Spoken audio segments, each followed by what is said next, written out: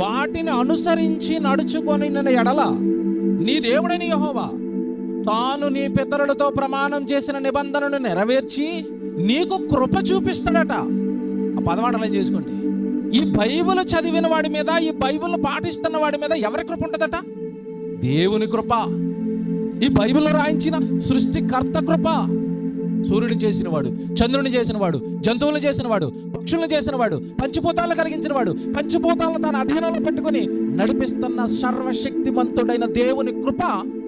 ఇదిగో ఈ ధర్మాన్ని అనుసరించి నడుస్తున్న వారి మీద ఆయన కృప ఉంటుందట. అందుకు పట్టుకున్నాం మేము బైబిల్. డబ్బు కోసం కాదు. ధర్మం చంపమని చెప్పదు, ధర్మం మోసం చేయమని చెప్పదు, ధర్మం నాశనం చేయమని చెప్పదు. ఏం చెప్తుందట?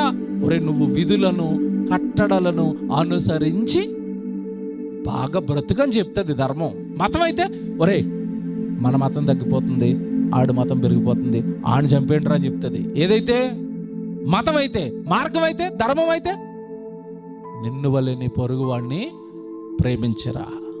చూసారా, మతానికి ధర్మానికి తేడా చెప్తున్నాను. బైబిల్ మత పుస్తకం కాదు, ధర్మం.